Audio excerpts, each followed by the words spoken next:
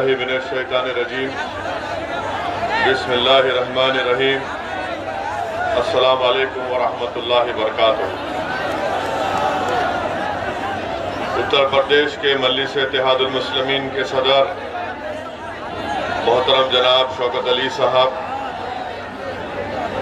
फिरोजाबाद के ज़िला सदर मोहतरम जनाब मेराज फिरदौसी साहब, फिरोजाबाद के इंचार्ज मेरे छोटे भाई जनाब एहतशाम अली बाबर साहब, शहर सदर इसरार साहब, जनरल सेक्रेटरी शहजाद साहब, शादानी साहब, मेहरान साहब, मोहतरम जनाब आसिफ इकबाल साहब, हमारे जनाब सद्दाम हुसैन साहब, आफ्ताब अंजुम साहब, एडवोकेट सगीर आलम साहब, डॉक्टर मेहताब चौहान साहब, फरहान जुबैरी साहब, नेमान नदवी साहब, इमरान बॉबी साहब, हमारे छोटे भाई पवन राव अम्बेडकर साहब, नौफल रोमानी साहब, जनाब डॉक्टर दिलशाद अहमद अब्दुल हमीद के कौमी सदर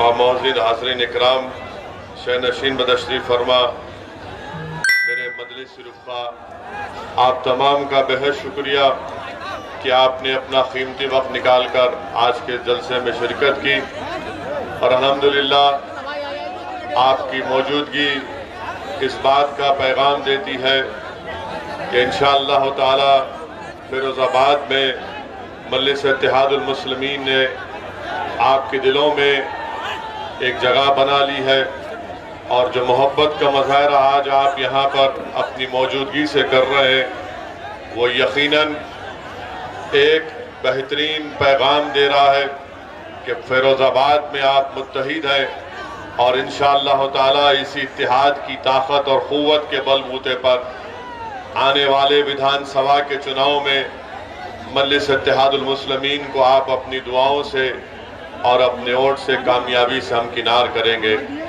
मैं शुरुआत में आप तमाम का शुक्रिया भी अदा करना चाहता हूँ कि मेयर के इंतखाबात में 50,000 से ज़ायद वोट आपने मजलिस इत्तेहादुल मुस्लिमीन के हक़ में इस्तेमाल किए। मैं आपका अपने दिल की गहराइयों से, अपनी जमात की तरफ से, अपनी जानिब से आपका बेहद शुक्रिया अदा करता हूँ। जो अहम बात मैं आपसे करने आया हूँ वो ये है कि फिरोज़ाबाद में इंशाअल्लाह ताला मजलिस इत्तेहादुल मुस्लिमीन अपने उम्मीदवार को आने वाले असेंबली और विधानसभा के चुनाव में खड़ा करेगी।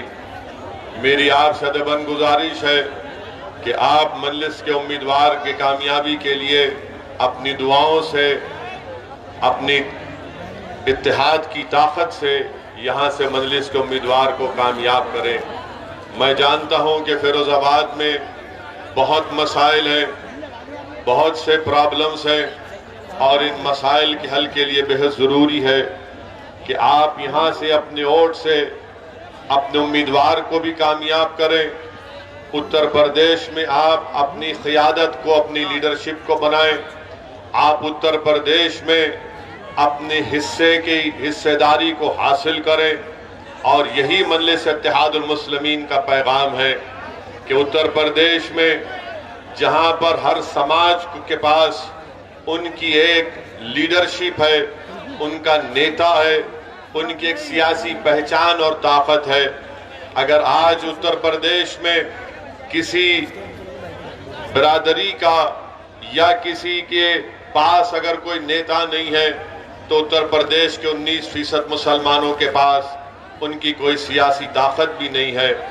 ये लड़ाई मजलिस की मेरे अजीज दोस्तों और बुजुर्गों हिस्सेदारी की लड़ाई है और याद रखिए हिस्सा सिर्फ उसी को मिलता है जो अपने वोट से अपने कैंडिडेट को, अपने प्रत्याशी को, अपने उम्मीदवार को कामयाब करता है। हिस्सा उसी वक्त मिलेगा जब आप अपने वोट की ताकत से इन तमाम दीगर सियासी जमातों को ये बता देंगे कि जिस तरह दलित तबके ने, जिस तरह यादव तबके ने, जिस तरह बाघेलों ने, जिस तरह दीगर समाज के बरादरियों ने अपने अपना वोट इस्तेमाल करके अपनी बरादरी के लोग को, उनके नेता को कामयाब किया। मैं फिरोजाबाद और उत्तर प्रदेश आने का मकसद मेरा एक ही है कि यहाँ पर मुस्लिम अक़लियत की एक सियासी क़ियादत बने, और इसके लिए आपसे मैं गुजारिश करने आया हूँ। आपके सामने मैं गिरेबान फैलाकर आपसे अपील कर रहा हूँ कि अब की बार आपको अपनी जमात को मजबूत करना है, अपनी सियासी लीडरशिप को बनाना है। बहुत 60 साल का एक लंबा अरसा हो चुका कि हमने अपने वोट का इस्तेमाल तमाम पार्टी के हक में किया, मगर उन्होंने आपका वोट तो हासिल किया, अपनी बरादरी के नेताओं को मजबूत किया और मुस्लिम अक़लियत को यतीम और लाचार बनाकर छोड़ दिया। मेरे अजीज दोस्तों और बुजुर्गों, मेरे गयूर नौजवानों, याद रखिए हमारे मुल्क की जमहूरियत की तल्ख़ हकीकत यह है कि जिसके पास उसका नेता होगा उसी की आवाज को सुना जाएगा, जिसके पास उसका नेता नहीं होगा उसकी आवाज को सुनना तो दूर की बात, उसको दबाया जाता है, उसको कुचला जाता है, उस नौजवान के मुस्तक़बिल को तारीक कर दिया जाता है। और यही हकीकत आपको समझने की जरूरत है। याद रखिए, जज्बाती तकारीर से या नारे लगाने से नेता नया लीडरशिप नहीं बनती। नेता और लीडरशिप बनेगी मुसलमानों की इंशाअल्लाह तो आपके इत्तेहाद और आपके वोट के जरिए बनेगी। और आपसे अपील कर रहा हूं कि ये काम आपको इस आने वाले विधानसभा में करना है। लोग बहुत सी बातें करेंगे, बहुत सी सियासी पार्टी के नेता आकर आपसे कहेंगे, बल्कि कह भी रहे कि असदुद्दीन ओवैसी की मजलिस पार्टी को वोट दोगे तो याद रखो यहां से बीजेपी कामयाब हो जाएगी। मैं उनसे पूछना चाहता हूं, बताओ लोकसभा के चुनाव में बसपा और सपा मिलकर लड़े तो सिर्फ 15 लोकसभा की सीट पर बीएसपी और समाजवादी के उम्मीदवार कामयाब हुए। बाकी पर क्यों कामयाब नहीं हुए? क्या मंजलिस जिम्मेदार है इसकी? मेरे अजीज दोस्तों और बुजुर्गों, आप जानिए मेरी इस बात को कि इनको असदुद्दीन ओवैसी से जाती नफरत इसलिए है कि असदुद्दीन ओवैसी इन तमाम सियासी पार्टियों के आगे मैं अपने जमीर का सौदा करने के लिए तैयार नहीं हूं। मैं आपका वोट बेचने के लिए तैयार नहीं हूं। मेरी लड़ाई अगर है तो आपकी लड़ाई है। अगर हैदराबाद से असदुद्दीन ओवैसी फिरोजाबाद को आया है तो मैं अपनी मकबूलियत में इजाफा करने के लिए नहीं आया हूं। मैं अपनी अना की तस्कीन के लिए नहीं आया हूं। मेरे आने का मकसद एक ही है और इंशाअल्लाह अल्लाह मुझे जब तक जिंदा रखेगा मैं उत्तर प्रदेश को आता रहूंगा, फिरोजाबाद को आता रहूंगा। और मेरी ख्वाहिश यही है कि अल्लाह जब मेरे इस जिस्म से मेरी जान को निकाल देगा, नहीं मालूम कि अल्लाह कितनी मोहलत हमको और आपको दी है। मेरी एक ही ख्वाहिश है कि जब इस दुनिया से अल्लाह मुझे बुला लेगा मैं उत्तर प्रदेश में मंजलिस के परचम तले मुसलमानों के लीडरशिप को देखना चाहता हूं। मेरी आपसे गुजारिश है, आपको हिस्सा उसी वक्त मिलेगा। याद रखो, रोज रोज अगर आप ये बैठकर सोचते होंगे कि मुझसे नाइंसाफी कैसे खत्म होगी, मेरे बच्चे के स्कूल का इंतजाम कैसे होगा, फिरोजाबाद में मेरे गली कूचों में साफ पीने का पानी कब आएगा, अगर आपको शिकायत है कि फिरोजाबाद में बिजली नहीं आती और जिसकी बिना पर आपको अपनी चूड़ियां बनाने में, गिलास की फैक्ट्री चलाने में मुश्किल होती है, तो मेरी आपसे ही गुजारिश है कि आज आपके सामने एक मुतबादिल है, एक विकल्प है मंजलिस के रूप में, आप इसको मजबूत करिए। मेरे अजीज दोस्तों और बुजुर्गों, फिरोजाबाद में यहाँ पर घंटा नगर में लोग को नौकरी मिलती थी, मगर आज महीने में सिर्फ 10 या 12 दिन का काम उनको मिलता है। बताइए इसका जिम्मेदार कौन है? इसका जिम्मेदार भारतीय जनता पार्टी है कि घंटा नगर में भी आज नौजवानों को रोजगार नहीं मिलता। आज आप देखते हैं कि फिरोजाबाद में, रुक जाइए, कोई इसको मत करिए, रुक जाइए, आप रुक जाइए। फिरोजाबाद में सब अगस्त सितंबर में बुखार आया तो मीडिया ने लिखा है कि 45 से लेकर 200 के दरमियान में मासूम बच्चों की मौत हो गई। इसका जिम्मेदार कौन है? इसका जिम्मेदार बीजेपी की सरकार है। आप बताइए कि टाइफाइड हो जाता है, मलेरिया हो जाता है, क्या क्या हो जाता है। पेड़ के नीचे बच्चों को लिटाकर वहां पर उनको ड्रिप दिया जा रहा था। उत्तर प्रदेश में बीजेपी की सरकार है। अब आप जाकर अगर बाबा से कहेंगे, मुख्यमंत्री से, कि अगस्त सितंबर में 45 और 200 के दरमियान में बच्चों की मौत हुई, तो बाबा बोलेंगे नाम फिरोजाबाद है इसलिए बुखार आ गया। बाबा के दिमाग पर ये नाम को हटाने का बुखार है। मुख्यमंत्री के दिमाग में ये नहीं आता कि बच्चे क्यों मर रहे हैं। बच्चे इसलिए मर रहे हैं क्योंकि बीजेपी की सरकार ने फिरोजाबाद में सिर्फ 17 पब्लिक हेल्थ सेंटर्स कायम किए। डॉक्टर का इंतजाम नहीं है, दवाएं नहीं है, कुछ नहीं है, मगर बाबा कहेंगे कि नाम बदल दो फिरोजाबाद का, बुखार नहीं आएगा, बच्चे नहीं मरेंगे। नाम बदलने से कुछ नहीं होता, काम करना पड़ेगा। मगर जहां कहीं भी नाम फिरोजाबाद होगा, नाम बदल दो, नहीं सुने ठोक दो, नहीं सुने जेल में डाल दो। ये इनकी पॉलिसी रही है। बीजेपी की सरकार पिछले 5 साल में उत्तर प्रदेश में कोई काम नहीं किया, कोई काम नहीं किया। मेरे अजीज दोस्तों और बुजुर्गों, नरेंद्र मोदी की दिल्ली में नीति आयोग ये कहती है कि फिरोजाबाद में 32% गरीब लोग रहते हैं। 32% गरीब लोग फिरोजाबाद में रहते हैं। बताओ आपने क्या किया? आप कहते हैं कि हमने नौकरियां दी। झूठ कहती है बीजेपी की सरकार, योगी की सरकार झूठ कहती है। डेटा बताता है कि 20 और 24 साल के बच्चों में बेरोजगारी में डबल इजाफा हो चुका है। 26 और 29 साल के नौजवान बच्चों में बेरोजगारी का इजाफा हो चुका है। नरेंद्र मोदी के पास इसका कोई जवाब नहीं है। नरेंद्र मोदी सिर्फ एक दिन में 4-4, 5-5 मरतबा अपने कपड़े पहनकर फोटो खिंचवाते हैं और समझते हैं कि पूरा मसला हल हो चुका है, पूरा मसला हल हो चुका है। आप बताइए, कीमतों में इजाफा हुआ नहीं हुआ? क्या जो कीमतों में इजाफा हुआ आपको उससे तकलीफ नहीं हो रही है? आप चूड़ियों का, गिलास का काम करते, अब गैस पर काम हो रहा है। गैस की कीमतें बढ़ी नहीं बढ़ी?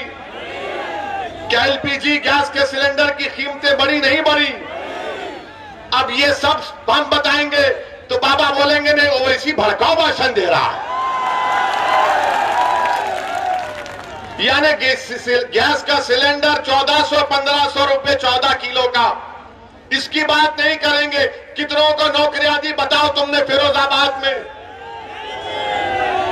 कितनों को नौकरी मिली हाथ उठाओ। अब जब हम ये सवालात करते हैं तो योगी और मोदी बोलते हैं कि ये भड़काऊ भाषण देता है। गिलास के लिए क्या किया आपने? आप चूड़ियां बनाते हैं, लोग सारी दुनिया में फिरोजाबाद की बनाई हुई चूड़ियां पहनते हैं। शादी होती है तो फिरोजाबाद की चूड़ियां दुल्हन पहनकर अपने घर से निकलती है। मगर इसी फिरोजाबाद में चूड़ी बनाने वालों के घरों को राख का खडेर बनाकर रख दिया गया, उनकी सेहतों को बर्बाद करके रख दिया गया। जो दूसरों के घरों में खुशी ला रहे हैं, उनका घर आज गम में डूबा हुआ है, क्योंकि उनको बीमारियां उनका मुकद्दर बन चुकी है। मेरे अजीज दोस्तों और बुजुर्गों, इन्हीं बातों को समझाने के लिए मैं आपके दरमियान में आया हूं और आपसे अपील करने आया हूं कि आप मुत्तहिदा अपने वोट का इस्तेमाल करिए। और हां, मैं आपको यह भी बताने आया हूं कि मैं एक मुसलमान हूं, मैं एक मुसलमान हूं अल्हम्दुलिल्लाह। और मेरा अकीदा यह है, मेरा अकीदा यह है कि अल्लाह मुसलमानों का भी खुदा है, अल्लाह हिंदुओं का भी खुदा है। जो मुसलमान नहीं, अल्लाह सब इंसानियत का खुदा है। अल्लाह रब्बुल आलमीन है, रब्बुल मुस्लिमीन नहीं है। मानते ना इस बात को? आप मानते ना? और मेरा मानना यह है कि अल्लाह इंसाफ करने वाला है, अल्लाह ही इंसाफ करने वाला है ना। हमारा मानना यह है कि अल्लाह सुब्हानहू तआला इंसाफ करेगा। अल्लाह सुब्हानहू तआला दुनिया में भी इंसाफ करेंगे और अल्लाह जब हशर का मैदान खड़ा होगा तो अगर कोई राय बराबर नेकी करेगा तो अल्लाह उसका सिला देगा, कोई राय बराबर गुनाह करेगा तो उसका अल्लाह के पास उसको जवाब देना है। ये मेरा अकीदा है। अब आप बोलेंगे संविधान में ये कहां से है? बीजेपी के लोग बोलते संविधान में कहां से आया? संविधान में जिसको बाबा साहेब अंबेडकर ने बनाया उसका प्रियम्बल में लिखा हुआ है liberty of thought and religion, यानी आजादगी, मुझे अपने मजहब पर उसकी अकीदे पर चलने का इख्तियार दिया गया है। तो जब हम ये बात करते हैं तो बोलते हैं देखो ओवैसी भड़काऊ भाषण दिया। मैं नरेंद्र मोदी से पूछना चाहता हूं, आप देश के प्रधानमंत्री हैं, अरे कानपुर की 45 मिनट की मेरी तकरीर आपको सिर्फ 45 सेकंड दिखे उसमें, और वो भी झूठ। मोदी और योगी को असदुद्दीन ओवैसी को दिखाना पड़ रहा है झूठ के लिए। अरे सच्चाई का नाम असदुद्दीन ओवैसी है, याद रखो, मोदी और योगी। और हम क्या बोले उसमें, क्या बोले उसमें? पहले तो चोरी से झूठा वीडियो डाले, जब उसके बाद हमने पूरा वीडियो डाला तो पूरे गायब, सन्नाटा। हम बोले चलाओ, बताओ इसमें हमने क्या किया। हमारा अकीदा ये, मेरा फेथ ये है कि हमने कुरान करीम में पढ़ा, हमने बुजुर्गों और नेक बंदों के पैरों के पास उलमाओं की सोबत में बैठकर सुना। क्या सुना हमने? कि फिरौन था ना फिरौन, फिरौन हार गया ना मूसा के सामने, हारो ना फिरौन। तो हम क्या बोलते कि फिरौन की हार हक की जीत है ना? फिरौन की हार हक की जीत है। नमरूद हजरत इब्राहिम के आगे खत्म हो गया, तो हम क्या बोलते? सच्चाई की कामयाबी है, नहीं है। हम नहीं कहते कि नमरूद की नाकामी सच्चाई की कामयाबी है। क्या हम ये नहीं बोलते कि करबला में इमाम हुसैन ने अपनी गर्दन कटाई मगर यजीद हार गया? क्या हम नहीं कहते ये बात को? अब जब मेरा अकीदा ये है, आपके पेट में दर्द क्यों हो रहा है? ये कह रहे कि ओवैसी को नहीं कहना चाहिए था, ओवैसी को यह कहना चाहिए था कि फिरौन जीत गया, नमरूद जीत गया, खुदा ना खास्ता यजीद जीत गया। अरे दुनिया जब तक कायम अल्लाह रखेगा, हमेशा वक्त का फिरौन हारेगा, वक्त का नमरूद हारेगा, वक्त का यजीद हारेगा। अब मीडिया वाले सोच रहे होंगे अब कैसा पकड़े उसको, कैसा पकड़े इसको? नहीं पकड़ सकते। मेरा अकीदा है, आप मूसा को मत मानो, आप फिरौन को मानो तो आप फिरौनी, आप इब्राहिम को मत मानो तो आप नमरूदी, आप हुसैन को नहीं मानो तो आप यजीदी। ये जमहूरियत की खूबसूरती है। मैं तो ये नहीं कह रहा हूं कि मैं ही सच हूं, मैं ये कह रहा हूं कि मेरा मानना ये है। इसीलिए हम कहते हैं कि जो जालिम है उसका खातिमा होगा। हो सकता है कि मेरी जिंदगी में ना हो, मेरे बच्चों की जिंदगी में हो जाएगा। अच्छा, आपको मालूम नमरूद को कैसे उसका खातिमा हुआ? नमरूद का खातिमा कैसे हुआ मालूम आपको? नमरूद का खातिमा ऐसे हुआ कि अल्लाह ने उसके दिमाग में एक लंगड़े मच्छर को डाल दिया था। लंगड़ा मच्छर नमरूद की दिमाग में चला गया। अब उस नमरूद के पास वक्त का बादशाह था। उसके पास जो कोई मिलने आता तो उससे कहा जाता, बादशाह सलामत से मिलने से पहले उसके सर पर एक थप्पड़ मारना पड़ेगा तुमको, क्योंकि उसका मच्छर जो दिमाग में अल्लाह ने डाल दिया था उससे उसको राहत मिलती थी। ये हमारा अकीदा है। आप ये कह रहे ये क्यों बोले? ये नहीं बोलना चाहिए। अरे तुम होते कौन हो? क्या मैं तुम्हारी जबान में बोलूं? क्या तुम्हारी जबान मेरे मुंह में है? क्या तुम्हारी सोच मेरी दिमाग में नहीं? हमारे मुंह में हमारी जबान है, तुम्हारी जबान नहीं है। हमारे मुंह से जो बात निकलेगी वही सदाकत है, वही सदाकत है। अरे इख्तिदार पर बैठकर बड़ी बड़ी बातें करते हैं कि असदुद्दीन ओवैसी को ये नहीं बोलना चाहिए था, वो नहीं बोलना चाहिए था। अरे मैं क्या तुमसे पूछ रहा हूं? मैं बोलूंगा अपनी बात को, आपको पसंद नहीं है कान में रुई लगाकर बैठ जाओ, मगर सच्चाई यही है, सच्चाई को बयान करना जरूरी है। और अब तो हद यह हो गई कि हम अपने मरने वालों का भी जिक्र नहीं करेंगे, हम अपने मरने वालों का भी जिक्र नहीं करेंगे, हम जुल्म का जिक्र नहीं करेंगे, हम मजलूम का जिक्र नहीं करेंगे, हम मरने वालों का जिक्र नहीं करेंगे, जिंदों को दबाया जा रहा है उनके दबाने का जिक्र नहीं करेंगे। बीजेपी और ये तमाम सेकुलर जहन रखने वाली पार्टियां ये चाहती हैं कि असदुद्दीन ओवैसी जालिम का साथ दे। याद रखो, अल्लाह जब तक जिंदा रखेगा असदुद्दीन ओवैसी और मजलिस का एक एक रुकन जालिम का नहीं मजलूम का साथ देंगे। जब तक अल्लाह हमको जिंदा रखेगा हम कातिल का नहीं मकतूल के इंसाफ के लिए लड़ते रहेंगे। हम कातिलों का साथ नहीं देंगे, मकतूलों का साथ देंगे। हम ताकतवरों का साथ नहीं कमजोरों का साथ देंगे। और हमारी आंखों में जो सबसे कमजोर है वो हमारी नाकों में सबसे ताकतवर है। अगर जुल्म मुसलमान किसी हिंदू पर करेगा हम उस हिंदू का साथ देंगे, मजहब को बीच में आने नहीं देंगे, जुल्म को देखेंगे, जालिम को पहचानेंगे।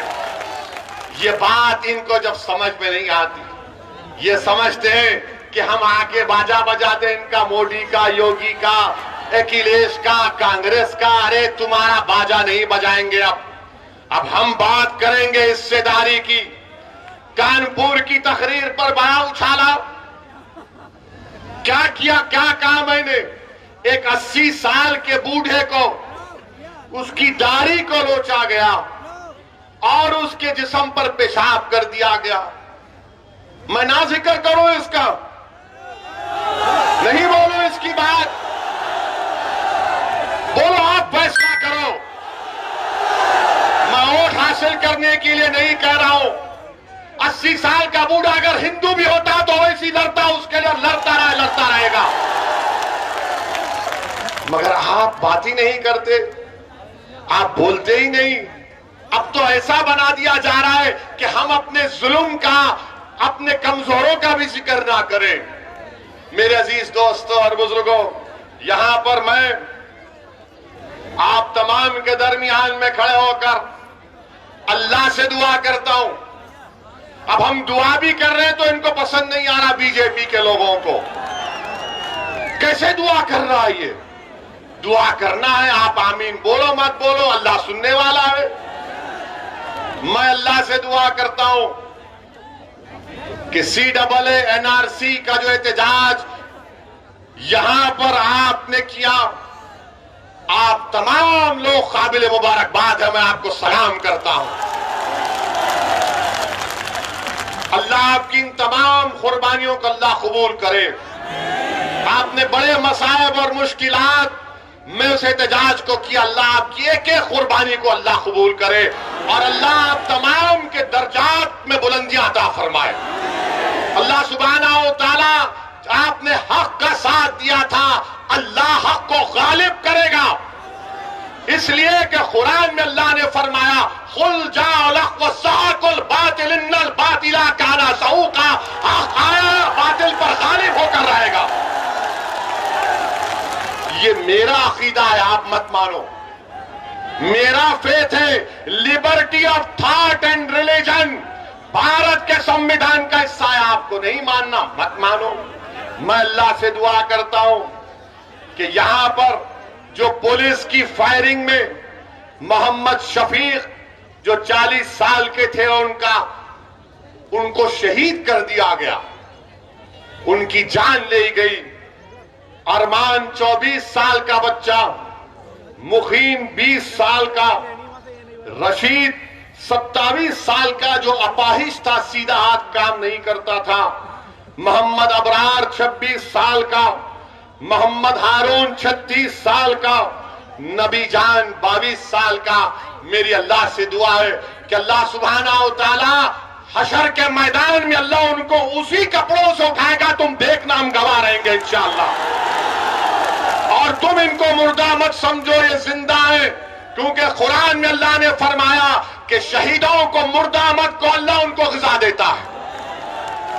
मेरी अल्लाह से दुआ है, अगर आप इन मक़तूलीन, इन जिन हजरात को शहीद कर दिया गया CAA-NRC के एहतजाज में, अगर आप उनके माँ बाप को जानते हैं, उनके दोस्त को, उनको भाई को जानते हैं, तो मेरा पैगाम पहुंचाना, उनसे कहना है कि मैं तुम्हारा बेटा नहीं हूं, मगर मैं तुम्हारे गम को अपने सीने में महसूस करता हूं। मैं तुम्हारा भाई नहीं हूं, मगर मैं तुम्हारे गम को महसूस करता हूं। मैं ये बात वोट बटोरने के लिए नहीं कह रहा हूं, बहैसियत इंसान कह रहा हूं, बहैसियत इंसान कह रहा हूं कि जिसके घर में नौजवान बेटा मर जाता है, उसकी मां को मालूम, उसके बाप को मालूम। जो मां 9 महीने तक अपनी औलाद को अपने पेट में पालती है, उस पे क्या गुजर रही होगी अल्लाह ही जानता हो, घर वाले जानते। मेरा पैगाम पहुंचाना मेरे भाई, पैगाम पहुंचाना मोहम्मद शफीक, अरमान, मुकीम, हारून, नबी जान, रशीद और अबरार के घर में कि एक दीवाना आया था, अपनी दीवानगी का इजहार कर कर चला गया। आज दीवानगी की जरूरत है, याद रखो। अक्लमंद को कभी मंजिल नहीं मिलती, अक्लमंद को कभी मंजिल नहीं मिलती, जुनूनी को, दीवाने को मंजिल मिलती है। क्योंकि जब तुम अकल से पूछोगे फिरोजाबाद में मजलिस जीती गई क्या, तो हल बोलेगी और डिवाइड हो जाएंगे। जब तुम दिल से पूछोगे तो दिल बोलेगा प्यारे कूद जा का दरिया, डूब के निकलेंगे इंशाअल्लाह। अकल और दिल दोनों में हमेशा झगड़ा होता है। और ये तमाम सेकुलर पार्टियां और बीजेपी ये हमारे दिमाग से खेलते, ऐसा हो जाएगा, वो हो जाएगा। अरे क्या क्या नहीं हो गया अब तक, अब क्या करना बाकी है बताओ आप मेरे भाई। क्या यह बात गलत नहीं है कि एक 32 साल अहमद नबी, जिसको CAA के प्रोटेस्ट में गिरफ्तार किया गया था, अहमद नबी को भी मेरा सलाम। अहमद नबी कैंसर का पेशेंट था, यहां की पुलिस ने गिरफ्तार किया, उसको कीमियोथेरेपी ले जाने की इजाजत नहीं दी। अब आप बोलेंगे कहां से कह रहे हैं, मीडिया की रिपोर्ट है, मुझ पर केस बुक करना करो, मैं तो आपका समधी बनने या दामाद बनने तैयार हूं। मुझे उसकी परवाह नहीं है, सच्चाई को बयान कर रहा हूं। और फिर उनका भाई का फिरोजाबाद के जेलर लाल प्रताप सिंह ने मीडिया से कहा कि योगी सरकार ने अहमद नबी की कीमियोथेरेपी के लिए पुलिस कस्टडी नहीं दी। जेलर साहब कह रहे हैं उन पे भी केस बुक करेंगे क्या आप? और फिर टाइम्स ऑफ इंडिया जनवरी 1, 2020 का टाइम्स ऑफ इंडिया ने लिखा कि वीडियो है जिसमें पुलिस की मौजूदगी में पत्थर बरसाए जा रहे थे। योगी बोलेंगे नहीं, पत्थर नहीं, फूल बरसा रहे थे। ये सब है, इसका जिक्र क्यों कर रहे हो? ऐसी करूंगा जिक्र, क्योंकि दुनिया में जब तक नाइंसाफी का जिक्र नहीं होगा, इंसाफ नहीं होगा। याद रखो, नाइंसाफी का जिक्र करना जरूरी है इंसाफ को मजबूत बनाने के लिए। मजलूम का जिक्र इसलिए जरूरी है कि जालिम के जुल्म को रोकने के लिए और बच्चों के मुस्तकबिल को अच्छा बनाने के लिए।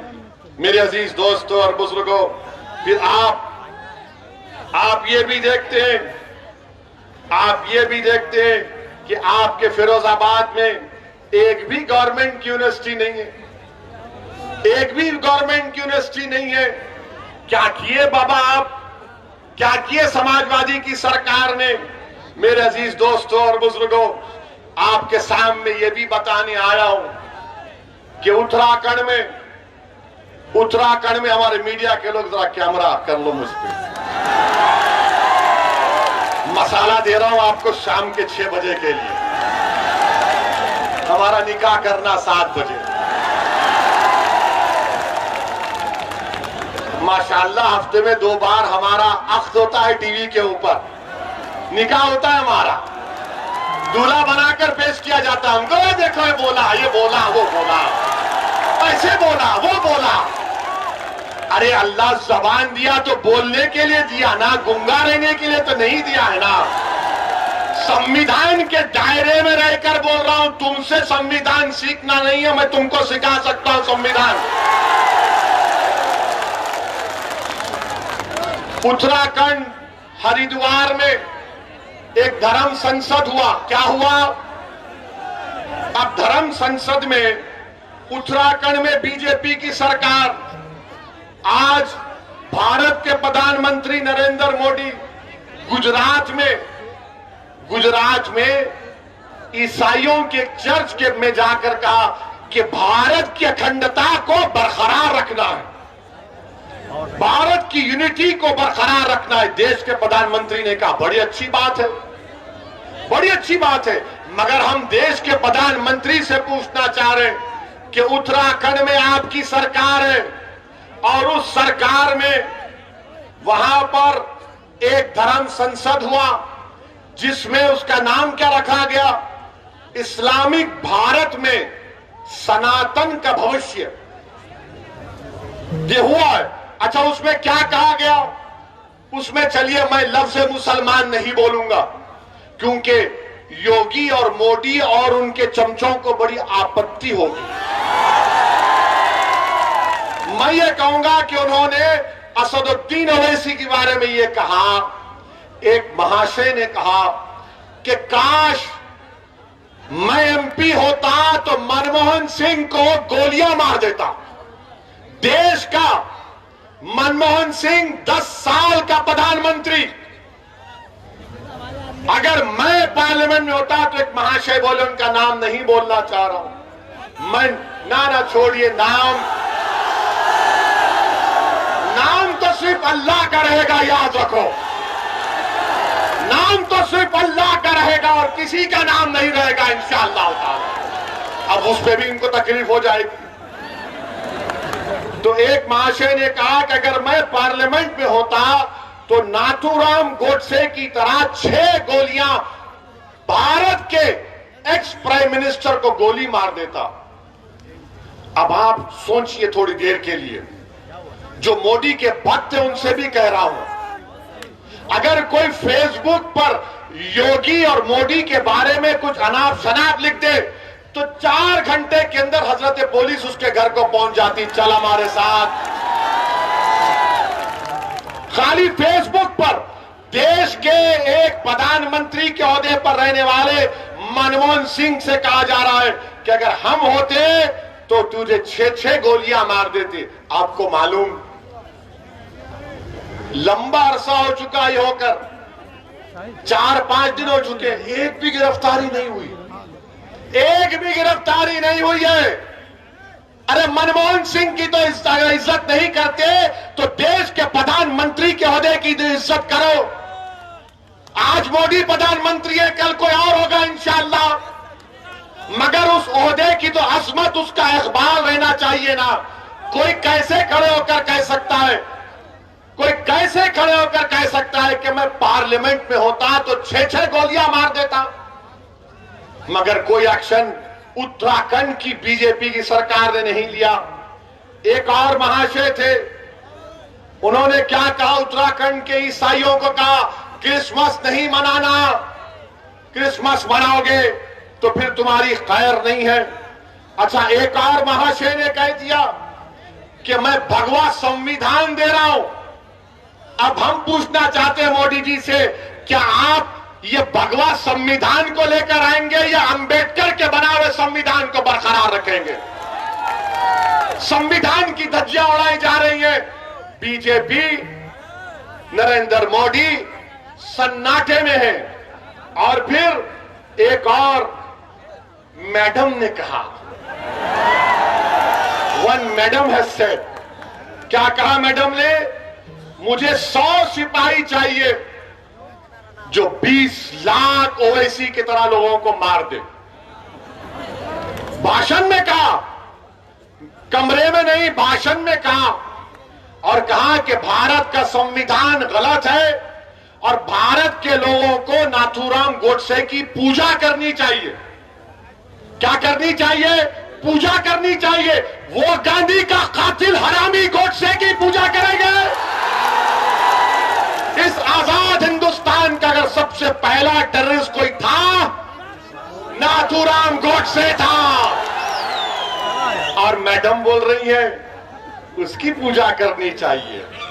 अच्छा, एक और महाशय बोले, क्या बोले कि आप वो अपील कर रहे हैं, अपने हिंदू भाइयों से कह रहे हैं, मुझे यकीन है कि हिंदू भाई उसका नहीं मानेंगे, कह रहे कि हथियार उठा लो ताकि 2029 में कोई मुसलमान प्रधानमंत्री ना बन जाए। और फिर वही एक और साहब कह रहे हैं कि जिस तरह म्यांमार में रोहिंग्या मुसलमानों को उनके मुल्क से निकाल दिया गया, उसी तरह मुसलमानों से उस तरह का हशर करना चाहिए। कोई मुकदमा नहीं, कोई गिरफ्तारी नहीं। और फिर एक और महाशय ये कह रहे कि शस्त्र रखो, तलवार रखो और जंग तलवार के जोर पर जीती जाएगी। और फिर एक और महाशय ने कहा कि मुसलमानों के गांव को खाली कर दो। और एक और महाशय ने कहा कि जब तुम हमारी इस धर्म संसद से जाओगे तो ये इरादा करके जाओ कि किसी को नहीं छोड़ा जाएगा, रोहिंग्या मुसलमानों की तरह भारत के मुसलमानों का हशर कर दिया जाएगा। मैं नरेंद्र मोदी से एक सवाल कर रहा हूं, आपने गुजरात में आज कहा कि देश की यूनिटी को, अखंडता को बरकरार रखना चाहिए। बताओ, देश के प्रधानमंत्री, आप मेरे भी प्रधानमंत्री हैं, आप देश के प्रधानमंत्री हैं, आपने भारत के संविधान पर हल्फ लेकर भारत के तमाम नागरिकों की हिफाजत का जिम्मा आपने लिया है। बताओ क्या आप इनकी बातों से मुत्तफिक है? अगर नहीं है तो फिर ये खुले क्यों घूम रहे हैं? और बाबा ये बताओ, ठोक दो, क्या करोगे तुम अब? ये धर्म संसद में इस तरह की बकवास कही गई और वहां के डीजीपी साहब कहते हैं अनलॉफुल एक्टिविटीज प्रिवेंशन एक्ट नहीं लगेगा। डीजीपी साहब, हमको भी थोड़ा कानून आता है, आपकी तरह नहीं आता होगा, मगर भारत का कानून यह है कि जब भारत की आर्मी से कह रहे हैं लोग मुसलमानों को मार दो, तो क्या आप 121A का दफा नहीं लगा सकते? क्यों नहीं लगाया आपने, मेरा एक सवाल। और फिर आप 124A लग सकता है, धमकी 503 लग सकता है, आर्म्स एक्ट लग सकता है, और फिर आप सेक्शन 108 अबेटमेंट लग सकता है। और अगर यूएपीए नहीं लग सकता तो झूठ। यूएपीए में आप इन तमाम ऑर्गेनाइजेशन को बैन करो इनको, जो मनमोहन सिंह को मारने की धमकी दे रहे हैं, जो मुसलमानों को, भारत के मुसलमानों को, रोहिंग्या मुसलमानों का हाल करना चाहते। कुछ एक्शन बीजेपी नहीं लेगी। मेरे अजीज दोस्तों और बुजुर्गों, ये इस तरह की बातें ये लोग कर रहे हैं और बीजेपी के लोग ओवैसी की 45 सेकंड की तकरीर पे पेट में दर्द हो जाता है। आप सोचिए, नहीं ये जज्बात में लाने के लिए नहीं कह रहा हूं, याद रखिए, ये अंग्रेजी में बोलते ना, नहीं ये फ्रिंज है, ये फ्रिंज नहीं, ये मेन एलिमेंट है। जो बीजेपी इनकी सरपरस्ती कर रही है, बीजेपी इनकी तायीद कर रही है, संघ परिवार इनकी सरपरस्ती कर रही है, और इस तरह के बुरे ख्यालात इनके। अब बताओ आप कि एक मजहब के मानने वालों को, जो भारत के बाइज़्ज़त शहरी है, अक़लियत है, अल्पसंख्यक है, माइनॉरिटी है, उनको मारने की बातें हो रही हैं और कोई केस, कोई गिरफ्तारी अब तक नहीं होती। अच्छा, अब सवाल यह पैदा होता है कि क्या अखिलेश यादव की पार्टी ने इनके खिलाफ कंप्लेन की? उत्तराखंड में भी समाजवादी है, कांग्रेस इलेक्शन लड़ने जा रही है, क्या कांग्रेस ने कंप्लेन दी?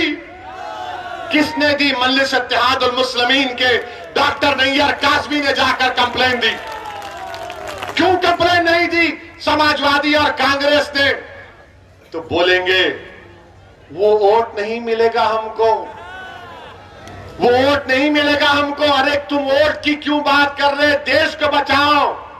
जब देश बचेगा तो जमहूरियत रहेगी।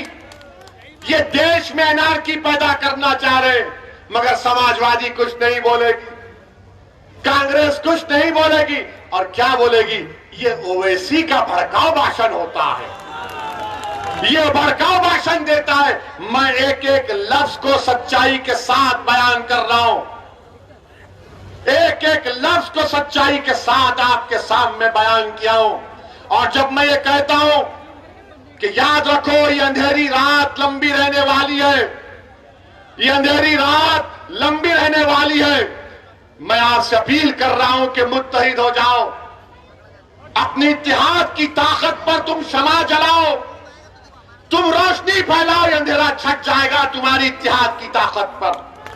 मजलिस के मुखालिफिन मुझे फोन करके धमकी देते कि ओवैसी तू उत्तर प्रदेश में तुझे खाक में मिला देंगे, ओवैसी तुझे उत्तर प्रदेश में जला देंगे। तो सुनो, मैं तुमसे कह रहा हूं, तुम मुझे जलाओगे भी, तुम मुझे खाक में डालोगे, मेरा जलना कई घरों को रोशन कर देगा इंशाअल्लाह ताला। मैं रोशन करना चाहता हूं। मुझे जाना है इस दुनिया से एक दिन। मुझे डर इस बात का है मैं गुनाहगार हूं, सियाकार हूं, और अल्लाह जानता है ओवैसी क्या है।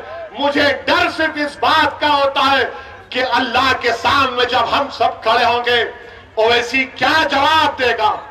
हशर का मैदान होगा, शाफ़े रोज़े जज़ा मोहम्मद मुस्तफ़ा सल्लल्लाहु अलैहि वसल्लम भी होंगे, क्या सहाबाए किराम होंगे, सैयदुल शुहदा अमीर हमजा होंगे, फारूक आजम होंगे, सिद्दीक अकबर होंगे, उस्मान ज़ुन्नूरैन होंगे, शेर खुदा अली होंगे, हसन और हुसैन होंगे, हमारी अज़वाज मुतहरात सल्लल्लाहु अलैहि वसल्लम होगी, गरीब नवाज होंगे, सब होंगे। तो हम क्या नजर मिलाऊंगा?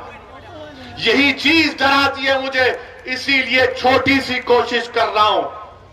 मुझे मालूम कि मैं अददी एतबार से, दौलत के एतबार से इन ताकतों से मुकाबला कोई बोलेगा नहीं कर सकते। मेरे पास एक ही ताकत है, वो अल्लाह की जात पर तवक्कल करके हम मुकाबला करते। मुझे आप पे ऊपर एतमाद है, मुझे आपकी मोहब्बतों पर एतमाद है, मुझे आपकी सोच पर एतमाद है, और आप में अब जो तब्दीली पैदा हो रही है, मुझे उस पर पूरा यकीन है कि लड़ाई हिस्सेदारी की लड़ाई होगी इंशाअल्लाह ताला। आपने नहीं देखा कि परसों अलीगढ़ में क्या हुआ? अलीगढ़ में समाजवादी का जलसा हुआ, समाजवादी का जलसा हुआ। जयंत चौधरी साहब खड़े हैं, अलीगढ़ का 10 साल का एमएलए, उसका नाम क्या है? जमीरुद्दीन, जमीरुल्लाह। अब हाथ पकड़ो, हाथ पकड़ो। अब ऐसा हम कर रहे हैं, अब बाबर आ गया ऐसा, तो मैं ढकलूं बाबर को ऐसा? बोलो आप। तो मैं होता आजा बाबर तू भी। मगर जैन ने क्या किया? जमीरुल्लाह को बोला पीछे हट। 10 साल का एमएलए, यह तौहीन मुसलमानों की। मुझे शिकायत जयंत चौधरी से नहीं है, मुझे शिकायत तुमसे है। तुम गए क्यों? ये तुम्हारा मंच है, तुम यहां पर आओ, मैं कंधे में बिठाने तैयार हूं तुमको। आओ जमीरुल्लाह, यहां बैठो, तुम नेता बन जाओ, मेरी लाश पर बनो, मेरी खबर बना दो, मगर तुम नेता बन जाओ एक बार। मुझे शिकायत इनसे नहीं है, शिकायत अपनों से है। तुम कब तक दरी बिछाओगे? मुसलमान उत्तर प्रदेश के कब तक दरी बिछाएंगे?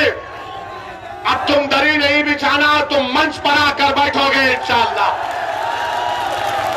तुम हिस्सेदारी की लड़ाई लड़ोगे मुसलमानों उत्तर प्रदेश के। और याद रखो,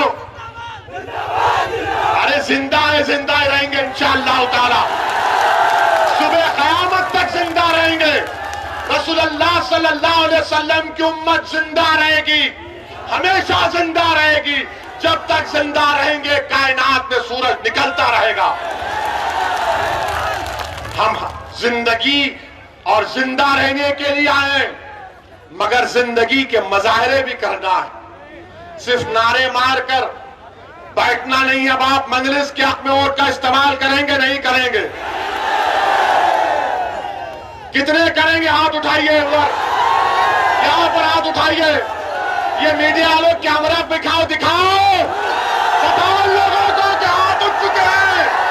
इनकलाब आएगा उत्तर प्रदेश में इंशाअल्लाह ताला।